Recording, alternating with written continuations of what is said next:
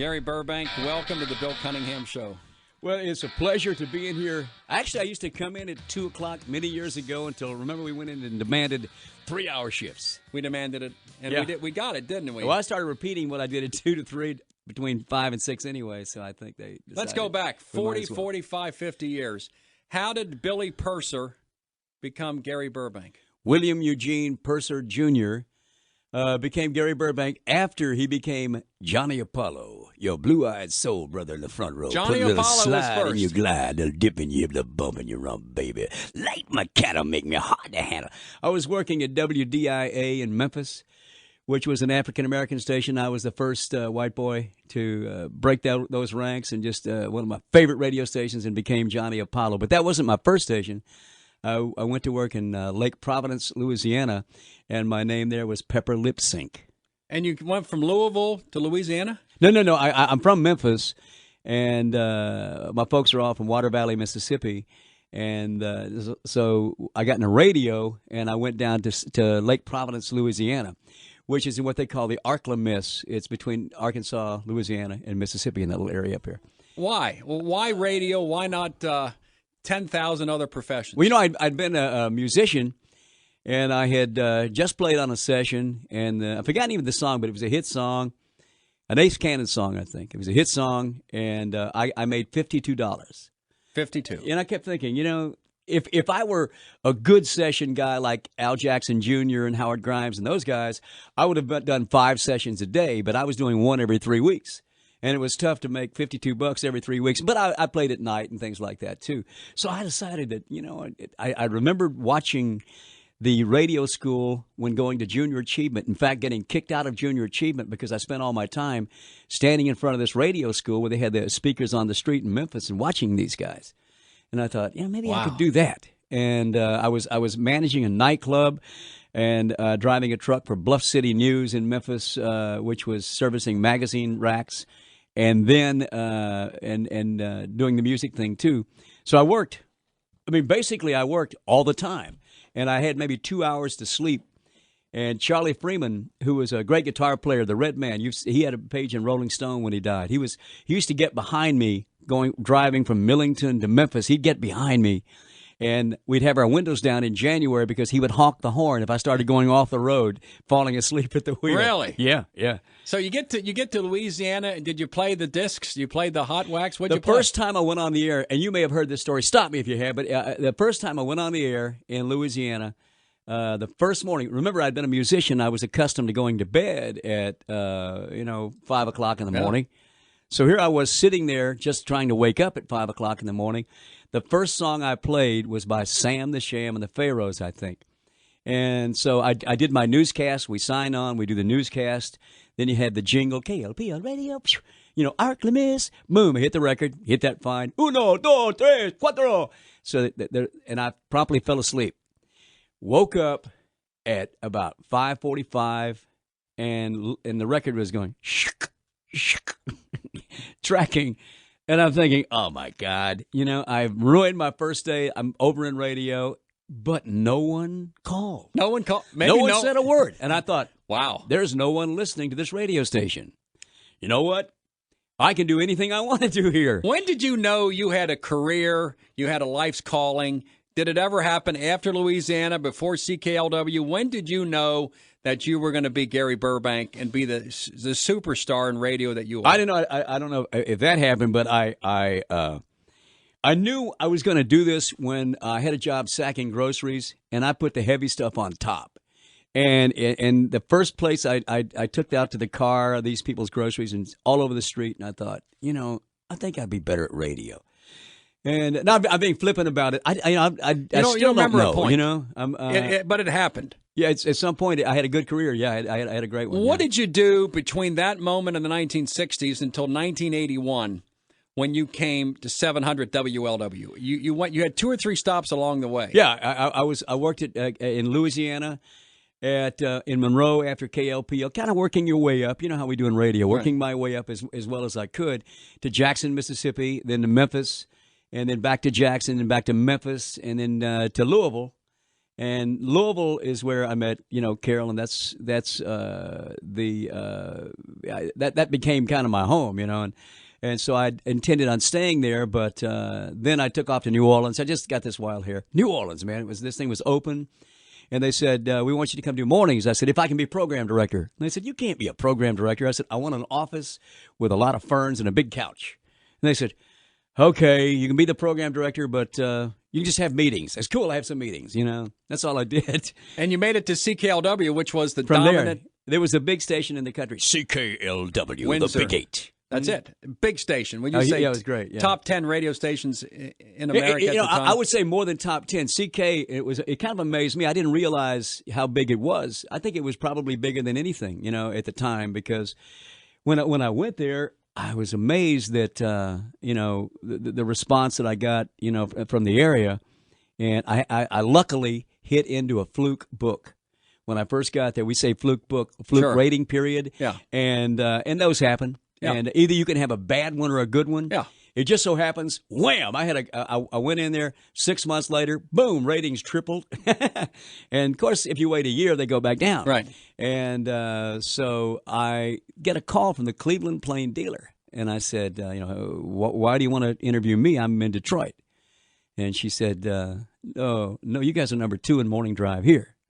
What? In Cleveland. And suddenly I became intimidated at that point. You In said, Cleveland. oh, wait a minute. You got 2 huge markets right there, and, Right. and CK was that big of a station, and great guys, some of the best in the business working with you, and it was a fun place. How'd you go from that area to AKY, and how'd you get to 700 WLW in 1981? What I did was I ran into a manager at HAS. He's probably a nice guy and everything, but I didn't get along with him, and no one did actually.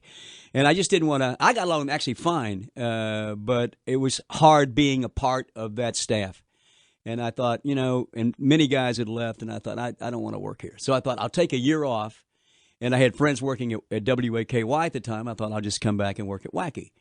And so Randy Michaels called me, and Randy said, I hear you like Florida. And I had never met Randy. I said, I love it. And he said, how about if you go down there and work one rating period for this WDAE? And I did, and that year was nearing an end, and I had to have a job. And then Joe Scallon called me from here and said, would you like to come to WLW? And it was a legendary station. It always has been. The nation station. It wasn't as legendary at that point until you arrived. I don't know. 81, 82, because you took over from JFPO. Yeah, JFP was great. And he was one of my heroes, too. And well, I came here. And Randy, I was opposite Randy. Right. And so when Randy and his group bought the station, I thought for sure, well, I'm done. And so I went into Randy, and I just talked to my daughter, Tracy, and Tracy said, Dad, she was in the 5th grade. She said, I've been to 5 different schools, 5 different years, and I sure would like to stay here in Alexandria because I have so many great friends. Right. And that gets you, when that happens. You don't realize and you Tracy did that. At that point was a little girl. Yeah, 5th grade, and so I said, if there's any way I can do that. So I walked into Randy thinking that he was just looking for the obligatory amount that I would give him to stay, and he would say, sorry, can't reach that. We'll shake hands. And I had an offer, or two, out there in California. So I thought, okay, and she'd hate that. But I didn't really want to do it. And so it was great. I walked into Randy. I said, it's you guys are here. He said, what do you want to stay? And I named a figure. And he said, okay, what else? Huh? It should have said. 10-year no cut. My attorney draws it up because I realized at that point, if I'm going to stay here, I want to do it. I don't want Randy to have the station 2 years, leave, and some nutcase come in. Right. And so he said, you got it. A parking place. And I kept thinking then, why don't I have an agent? Right. And but Randy actually would stop me in these contract negotiations and laugh and say, Gary, let me help you out here. You can get more than I'm offering. Oh, okay. So and he always treated me very well. And it began that way. Yeah. Do you recall the early days of this station when it kind of changed with Randy in 1983? The differentials between the Randy Michaels management style in 83, 84, 85 as opposed to what was going on in 81, 82, because I wasn't there at that point. Well, as the freedom... 81, 82 was fun. The people there were good and really good people. Jim LaBarbera was here at the time. Bill Gable, you got some, great guys on the air here too. And I think, Andy Mack and Segi. Segi was here. Jim Morris, who I just heard from, who I plan on calling Jim if you're listening. And some really great people here. Lynn King, he was like a brother to me, and we still hang out together. And Lynn was the news director, so there was a good station then too. But it wasn't nearly as wild as when Randy came in. It was, they're screaming but I had been a part of that at plenty of other stations too, so I wasn't down on it. All right, let's continue. I was down with it. My guest till the bottom of the hour, the life and times of Gary Burbank, where he came from, where he's going, where did Deuteronomy Skaggs come from? Earl Pitts, what happened to him? Where is he now? What's he doing? And one of the sales geeks came up to you a few years ago, I was told, and asked you, Gary, when does Earl Pitts come in? And you said, Earl Pitts, come in. He's here right now. A lot of people don't understand that you might be Earl Pitts. Is that correct? Is that true? People don't. There have been times that's happened. I mean, where I've told this story, and I don't want to bore you with this, but these guys were in the restaurant, in Burbank's restaurant, and they saw the Earl Pitts sign. They were from Dallas. And we're big fans of Earl Pitts. My God, where's Earl Pitts? You know how they talk like this here. And the server came over and said, these guys are big fans of Earl Pitts in Dallas. Would you go say hello? I said, absolutely. So I walked, as I rounded the corner, I saw these guys. They looked like they were out of the TV show Dallas. They came to attention. They looked at me, and I could see their eyes and the disappointment in their eyes as I was walking toward the table. This little guy cannot be Earl Pitts. And as I walked to the table, I knew that if I said I was Earl Pitts, it was like saying, there ain't no Santa Claus, boys. So I said, Earl just left. Just left and the building. And they were like, oh man, no. we missed Earl Pitts. Doggone it. And so let me get you a Pitts beer, though. So I bought him a Pitts beer over and sat and talked to him about 15 minutes about Earl and never told him it was me. Do you have any disappointments in radio? Oh, yeah. What are one or two of the disappointments? Let's see. Disappointments. I think you mean daily? Yeah. In bits that I've done, career. Things that should have worked. Yeah, you done it for 40 years. Yeah. Looking back over a career that spanned from right after Kennedy's assassination until now, do you have any disappointments that you wish you had done something you hadn't done, or accomplished something you didn't accomplish? A failure you wish you didn't occur that you could have stopped? There are a lot of things that at the time, like when we were in the syndication thing and it was working great. We were on nearly 100 stations, and they had offered me the studios at Universal Studios in Orlando. I mean, we were going to get them, and the big 18-wheeler with the Shark Studio to take on the road if we wanted it. And that was I was really excited about that, but no one really wanted to go down, and even Doc wasn't going to be able to make it. And Duke would have been the only guy going with me, I think, but I still would have done it. And then, things started happening, and I had to make the decision that I would stay here.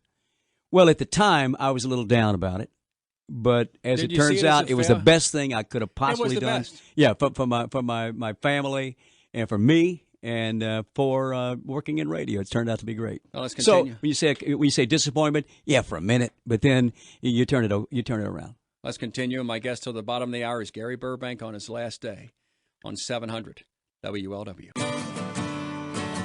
I saw it. All right.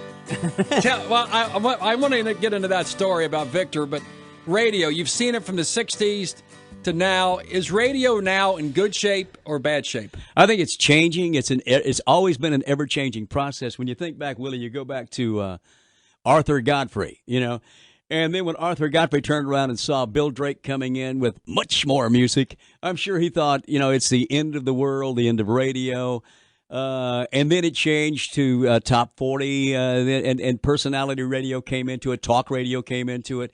And now the angry white guy's on the air. And then people are saying that like it's so different, and it is different. There's no doubt about that.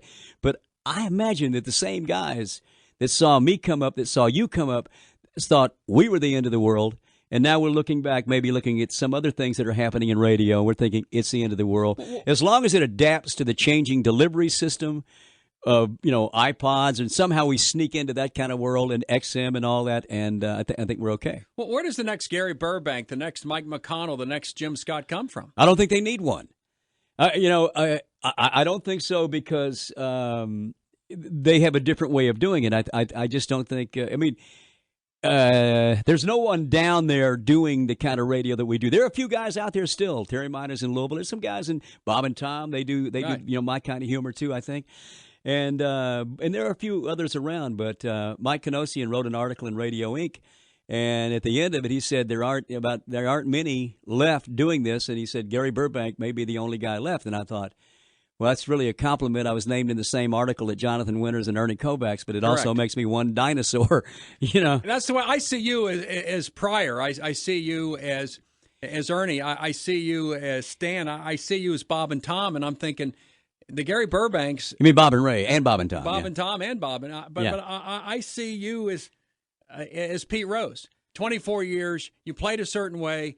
People like that don't play like that anymore. No. And that it's you hear it all the time, end of an era. Well, you can't. It is. What you're talking about is you get, like when Jim Scott left and was going to go to work and kind of take it easy on an FM, Randy bought the FM and said, get your butt back to WLW, and he did. And I know that a manager got on my nerves one time, and I just left. I said, I'm done.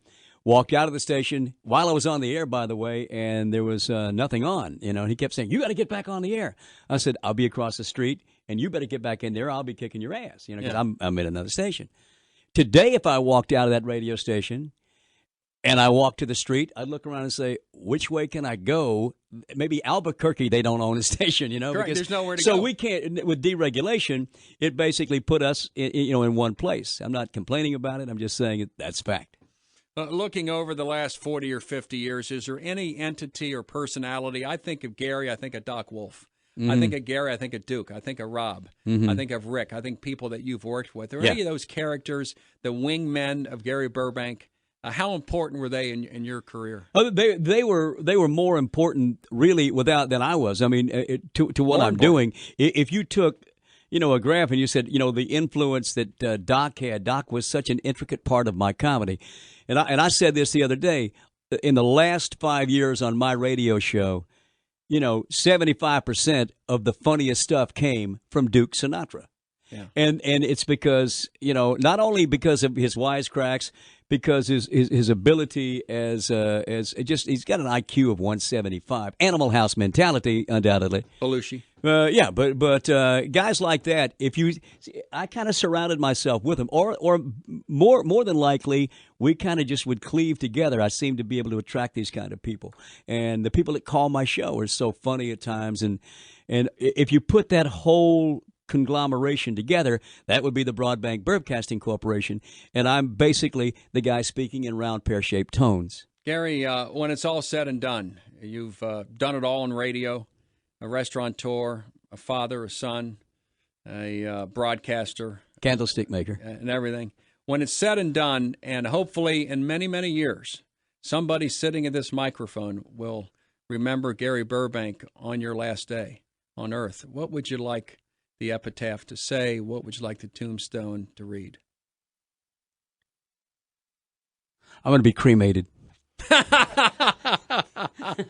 want to be cremated? Or you can just say, he wanted to be cremated. Cremated. But it didn't fit in the format. Can you believe Joe is dead? Joe Nuxon? No, I still to this very day will think of things and think, when Joe's on, look, we had the best time with Joe. We rarely talked about baseball. How many guys?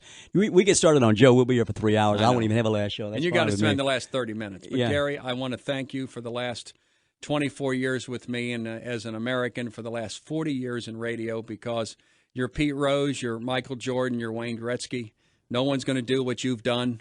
It's done. It's over.